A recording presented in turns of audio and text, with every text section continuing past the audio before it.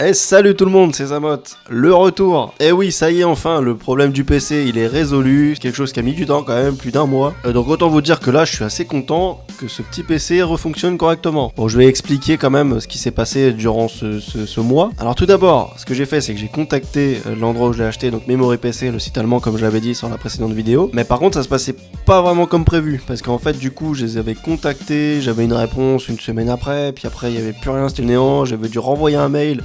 Pareil, j'avais une réponse, après plus rien, c'était encore le néant. Enfin, j'avais l'impression de tourner en rond, quoi, vraiment. Et à un moment donné, ce que j'ai fait, c'est que je suis allé sur le site. Et là, en fait, sur le site, il y a un support pour envoyer des messages. Parce que j'utilisais leur adresse mail auparavant. Et ensuite, une fois que j'ai utilisé le support et que j'ai mis dans le message comme quoi que ça commençait à me barber un peu, et voilà, je leur ai fait comprendre que là, ça commençait à me gonfler. Et du coup, ce qui s'est passé, c'est que même pas le lendemain, même pas 24 heures après, j'ai eu une réponse. Et ça m'a vraiment étonné parce que directement, ils m'ont envoyé ce qu'il fallait pour que je renvoie l'ancienne carte graphique. Parce que c'est la carte graphique qui déconnait. Et tout de suite, ils m'ont fait le bon de livraison et ils m'ont envoyé la nouvelle carte graphique. Et ce qui se passe quand c'est comme ça, c'est qu'en fait, il faut attendre de recevoir la nouvelle carte graphique pour ensuite leur envoyer l'ancienne. Bah, tant mieux, parce que s'ils envoient une carte graphique et qu'au final, elle marche pas non plus, bah, on est bien baisé si on a envoyé l'ancienne. Donc franchement, à ce niveau-là, bah du coup, au début, je commençais à râler. Bon, ça a mis un peu de temps. Et en fait, ça s'est fait super rapidement une fois que le problème a été débloqué. Sachant qu'au préalable, je leur avais envoyé des screens, etc. Et vraiment, je leur disais, les gars, j'ai un problème avec ma carte graphique.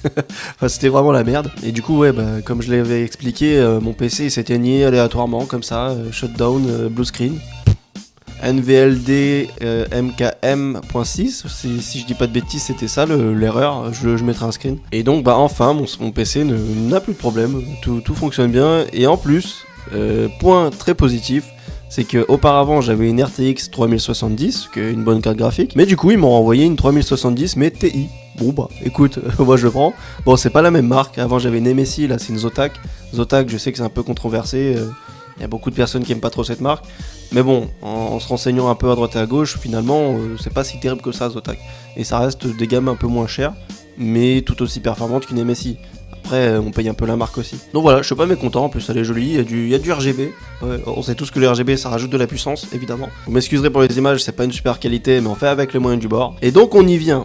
Les vidéos, ça y est, je vais pouvoir les reprendre. Donc une vidéo par semaine, donc comme avant, on change pas les habitudes. Et voilà, c'était une vidéo pour raconter ma vie. Ouais, voilà, clairement, je suis bien content, ça y est, ce problème est enfin putain de réglé. Voilà, excusez-moi du langage, mais là, franchement, c'est un soulagement. Donc voilà, c'était une vidéo informative. C'est pas une vidéo super longue, mais c'est pas le but. Bon bah maintenant, vous savez que je reprends les vidéos. Donc ce qu'on va faire, c'est qu'on va se dire, évidemment, à la semaine prochaine.